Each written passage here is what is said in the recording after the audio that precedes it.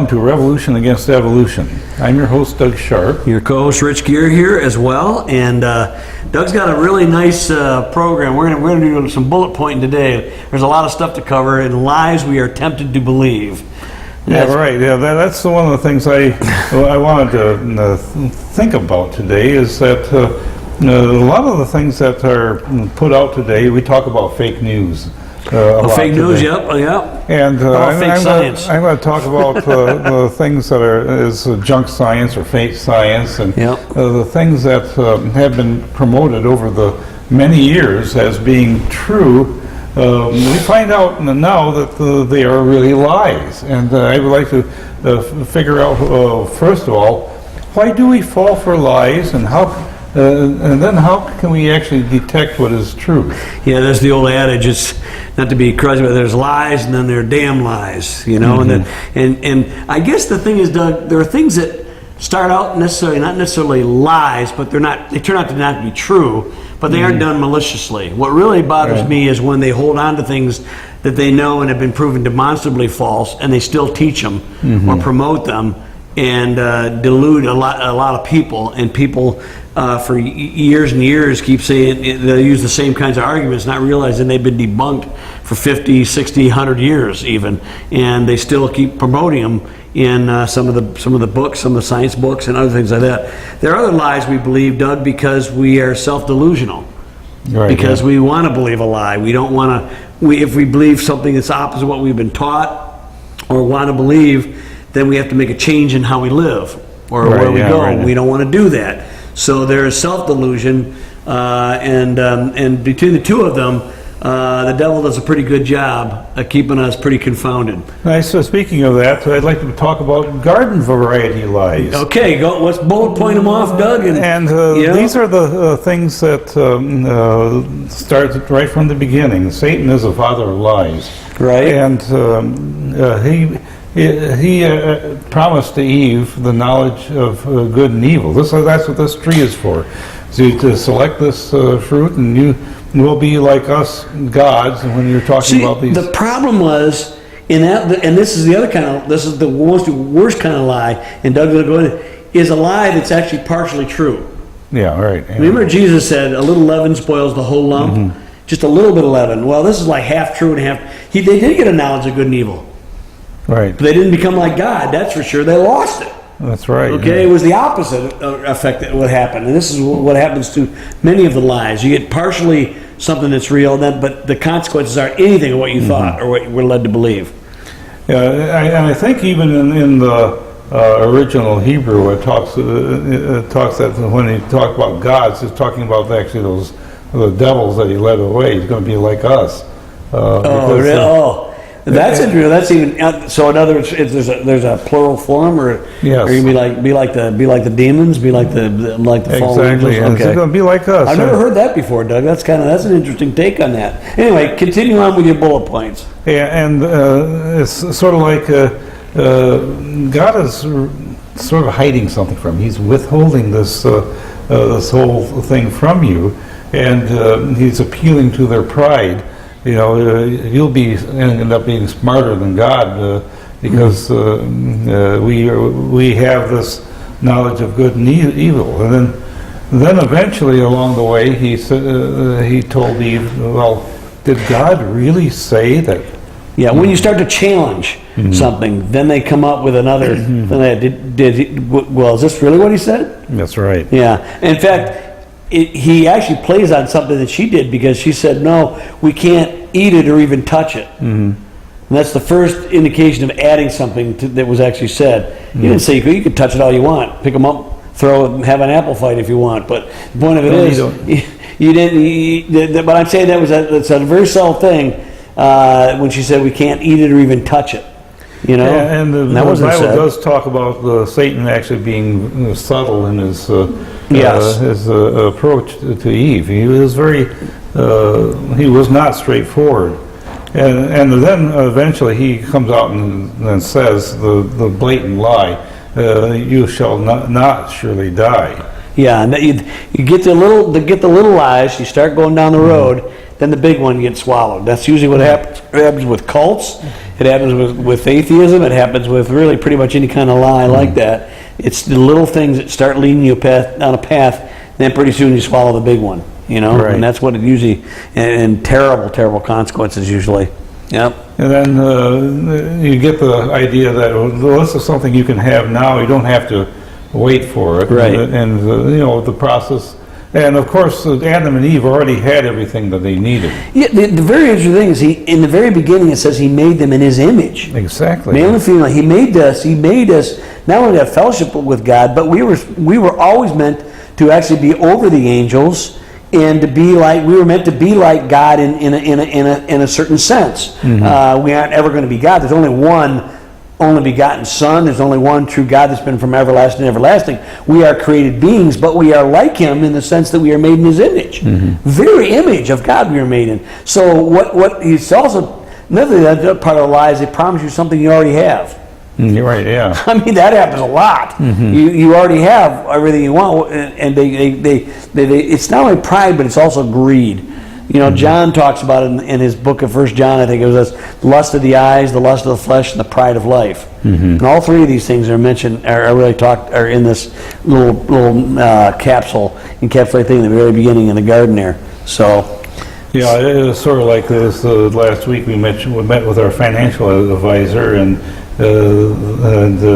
he was encouraging us to invest more in stocks, and I was sort of getting along with that, and I said, well, I was getting greedy and saying, well, the stock market's doing great. And of course, this past weekend it tanks. Yeah. And so if we went along with what our advisor had said... Well, it all depends on what time you're... Yeah, if you're 20 years old, you got time to recoup it. If you're your age, Doug, you don't. Right. You know what I'm saying? We're short-timers, man. I'm glad I listened to my more conservative wife in that situation. But here's another last lie that he said. He sort of showed that, and Adam and Eve saw that the apple was good and pleasant to eat, and so or technically whatever the fruit was. It doesn't really tell you what it is. So they started salivating and lusting over the way they went with it. So the rest is history, and we've paid for it. We're paying the price, but yeah. But so, Doug, what's next? Well, what I think really happened, and Dr. Henry M. Morris brings this out in his book, The Long War Against God, and he speculates that perhaps Satan himself actually believes that evolution is his origin, because otherwise, why would he think that he had the authority to challenge God and his well, yeah, none of those answers are given, but yeah, that's an interesting take. But I mean, we're told how. Yeah, well, we're not really told how he came into being. We know that he was a created being like us, in the sense that he had a beginning. We assume that, right. But he may not believe it. Maybe he was along. I don't know. Yeah, that's one of the things, Doug. That's always those are stories, things that I think about as a Christian. It's like God is perfect, and He made these things, and how does corruption get in the first place? You always wonder about how that happens. How does corruption get in there? If God knows the end from the beginning, and He creates things good and perfect, and you always wonder. And you always wonder about that. How that happens, maybe we'll get an answer to that at some point, but it doesn't really answer where Satan, it said evil was found in him, or if you will, corruption was found in him. And you wonder, how does that happen? This is the thing, we were tempted by the devil, but where did the devil come from? I mean, how did the devil get? Maybe you're right. Maybe he thought he just evolved and he came out of the primordial ethos, whatever it was. But anyway, if he believes that, well, who knows? But that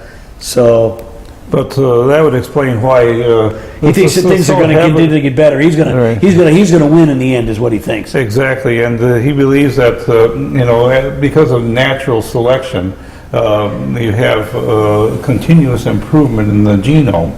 You have things starting out from nothing and becoming even more complex and being more complicated.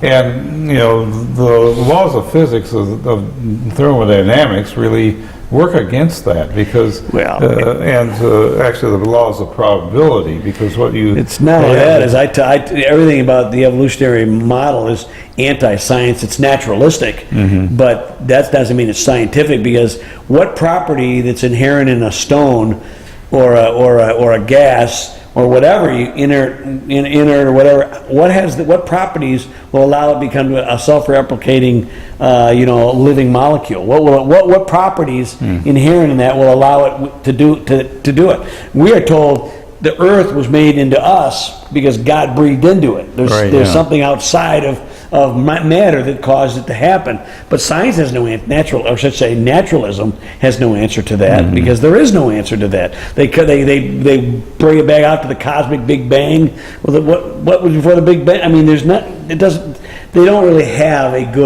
good scenario when you get rid of someone who is outside of time, which the biblicist, which the theist, if you will, has. Okay, they don't have that. It's interesting. I see on some of these forums on Facebook, there's a bunch of creation evolution forums, and some of them debate evolutionists, and I'm amazed to see them argue that the whole idea of the watchmaker thesis was refuted by Darwin when he came up with natural selection. They don't understand what natural selection really is. They don't understand. No, they think natural selection makes improvement in the genome.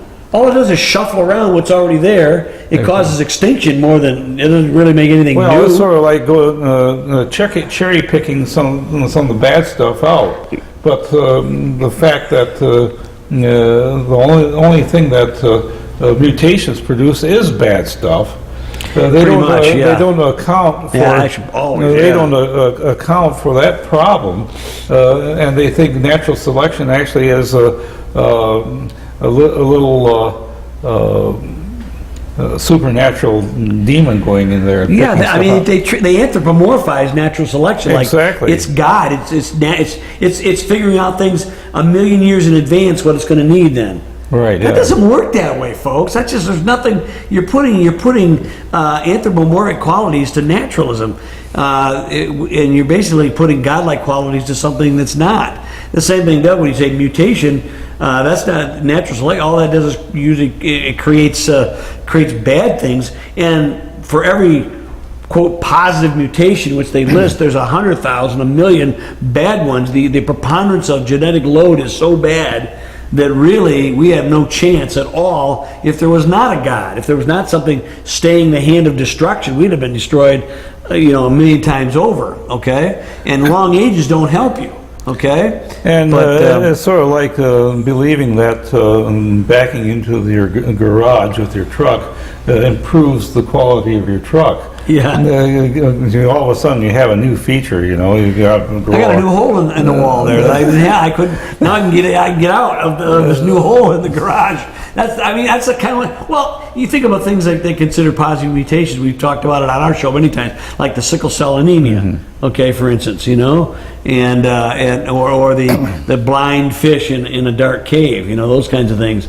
Those are only positive in certain environments, but they're not really positive. Mm-hmm. They're a loss of genetic information. They're not an evolutionary step upward. You haven't turned an amoeba into a multicellular animal, or a fish into an amphibian, or an amphibian into a reptile, or a reptile. You haven't done any of those things. Right. Yeah. But before you ever get out of the box, you got to turn a rock into something alive, or a gas into something that's able to. And here's the kicker. You can't hide behind millions of years of evolution to explain this, because either here you have life or you don't. And so then it would be possible for you to create in a test tube an environment where you take non-living chemicals. The whole Miller thing was all about that. And you now create instant life. And it's completely, and we know that all of the components of life are interdependent. You can't. You need DNA. Do you need RNA? You need proteins. You need amino acids. You need all these different things. All at the same time. And you need a cell membrane. You need all these different components before anything starts up. And how are you going to explain the origin of life without explaining that? Yeah. Life starts out complex, very complex, even at the single cell level. Again, the biblical, or if you will, the creationist model is antithetical or opposite, if you will, to the evolutionary one, which wants to go from simple to complex. Well, really, if anything has happened, we went from the most complex. I mean, we were immortal when we were made, okay? Now we die. And even when we started dying, we're dying a lot faster than they did back in Noah's and Adam's day. We're a lot shorter lived than even in those days. Things are running down. They're not getting better, folks. Sorry, but they aren't. Genetic load is not improving the genetic code of any living organism. It's there are things that, you know, I keep waiting for the cheetah to go extinct. Every time they come up with a big plague or something, they got one line, Doug. Right, yeah. And I don't know how they're going to make it, you know. But, you know, we could try. We'll try to make things happen. They may have to breed them with a jaguar or something, you know, to get some extra thing in there. I don't know. Well, here's a lie that's very common. Often what they play around with the word evolution. And they make it mean a whole bunch of different things. Sure, change over time. So you talk about, you know, evolution is simply a change in the population of organisms, and you have different quantities there. But what you start out with a whole population that has a variety of different things in it, and then you end up with more of one variety and less of another variety. And so they believe, oh, that's what evolution is. But it doesn't give any explanation for these characteristics in the first place. And no, that's true. And then they bait and switch microevolution, which is just a gradual change, like change between you and me. Differences. And what they don't explain, Doug, you jump with the bait and switch. And macroevolution, if you will, involves an addition or something is added that wasn't there before. Exactly. Microevolution is just switching it's just shuffling what's already there or deleting something that's already there. And we've talked about that many times, but that's not the same thing. They're fundamentally different processes, Doug, and they basically make you lead, well, little bunch of changes will make a big change down here. And I think, Spentner's book? Who's the guy? He said, well, that's like saying, you know, a businessman who loses a little bit of money on every transaction, but is going to make it up in volume. That's right. Yeah. No, he's just going to lose a lot of money over time. That's what's happening to the genome. All right, Doug. Well, let's go into that. We went from that, and now from a little bit of and the foundational stuff about evolution to the things that are specifically applied to geology. Sure, let's go for it. And the first of all is it started with Mr. Lyell. And he was the guy who talked about the present is the key to the past. And of course, he had an agenda at that time. He was one of those who didn't like the divine right of kings. And I thought even a guy named Hutton, I thought even before that, Hutton, the late 1700s. And Lyell was like, he wrote his book Principles of Geology, 1826, something like that? Yeah, right. I think it was like that, so it was a little bit later, but it was all a part of that late 1700s, early 1800s time where they were rejecting the foundations of Christianity in the Western world. And Lyell is the one that popularized it more than anybody else. And they did, he really...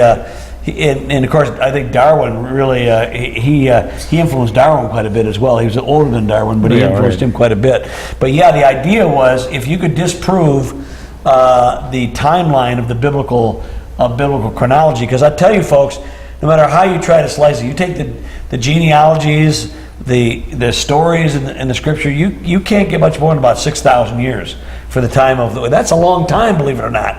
But it's not deep time like millions and billions of years. Right. You can't get there from here. So he said if we destroy that foundation, the rest of it's going to follow suit. And he was pretty much right. And he was sort of predisposed that way, but I think one of the things that helped convince him in this sort of thing was that he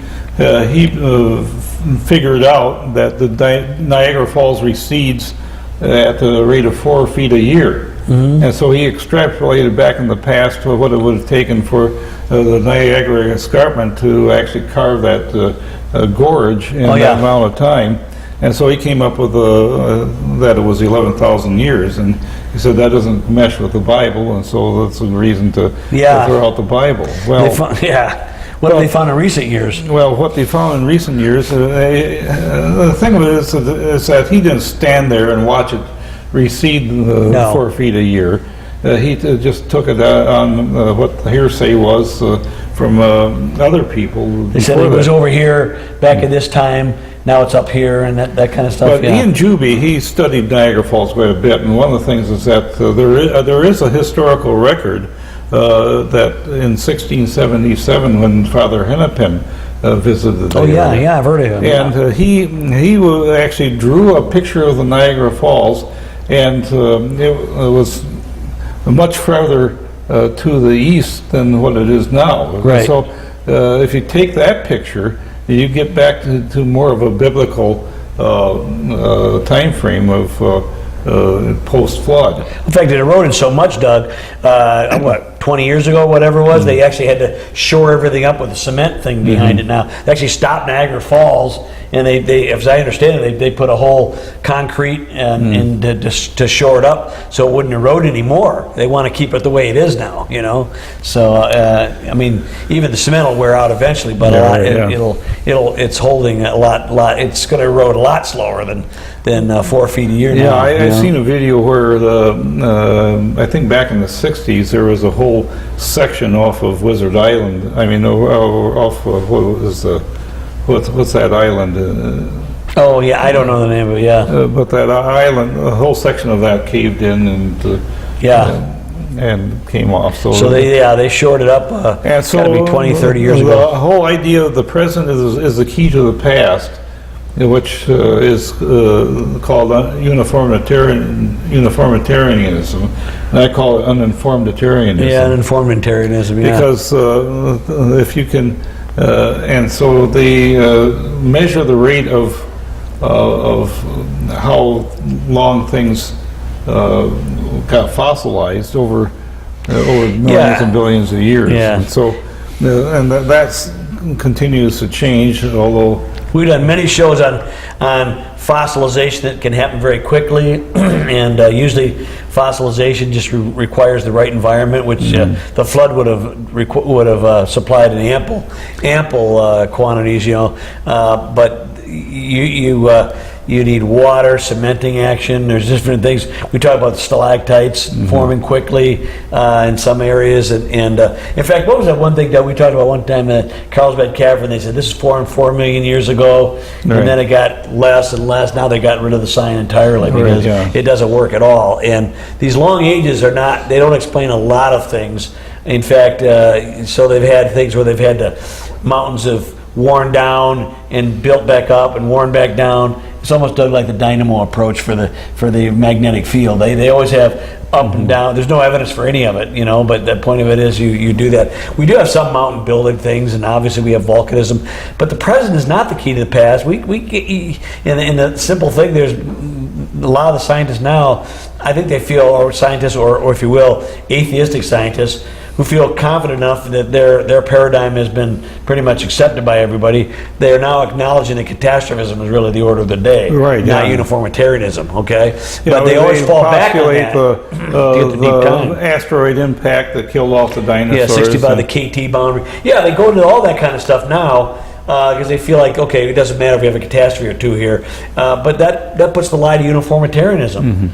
And then as soon as you challenge that, they go back to that whole that's where you get deep time from. Okay, so what else, Doug? There's a lie that there's an evolutionary sequence of fossils. And that what you find in the fossil record actually lines up from simple to complex. Yeah, we've talked about that. But what you have in the Cambrian and things like trilobites and they're actually bottom-dwelling sea creatures, and you find all these. Clams and everything throughout the fossil record, and I was looking at what they use for index fossils, and they're all shellfish. Yeah.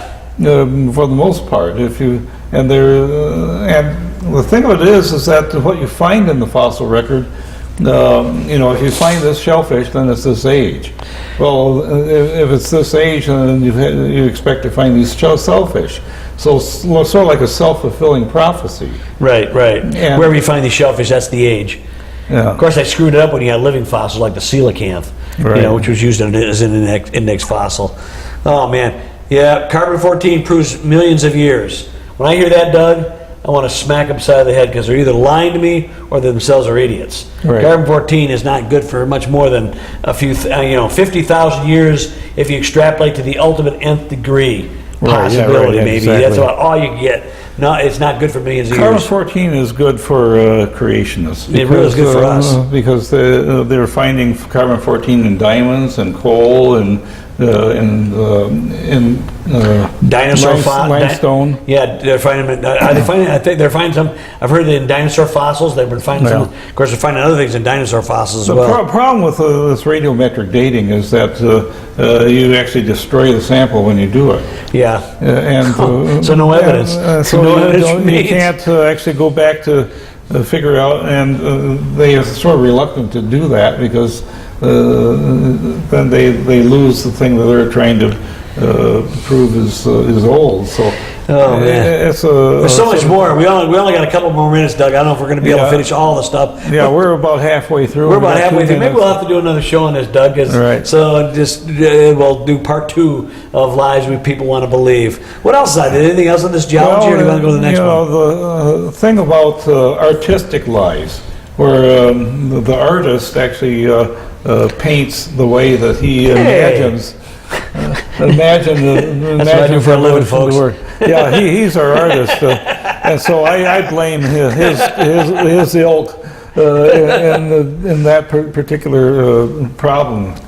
But I always like to talk about overthrusts because that's where the fossils are not in the sequence where the evolution. Like the Lewis overthrust and things like that? Yeah, Glacier National Park is one where the top layer is Precambrian, the bottom layer is Cretaceous, and so that's flipped upside down. Because the fossils are not found because the fossils you find are what indicating what rock it is. That's one thing I used when I was years ago. I never understood. It's not a matter of what kind of rock it is, Doug. Mm-hmm. The rock could be the same on. It's just what fossil they found in it, and they predetermine that fossil is from this age. And basically, you dig up these fossils on the surface of the Earth. You don't go boring down into the ground hundreds of miles to find these And fossils. Doug, another little dirty little secret, that little nice little geologic column, there's no place really in the Earth that you could find that whole column in the order they tell you it's in. It looks so pretty on paper. Well, that's an artistic rendering. Right. Well, but scientists put them up to it's it. Interesting. John Wood-Morapee says that there may be about 3 or 4 places in the world where that's the case. But Really? I didn't even think there was that many. But anyway, well, Doug, I think we got to wrap it up. So maybe we'll have to do part 2. What do you think? I think we'll have to do that. We'll see you next time. Revolution against evolution.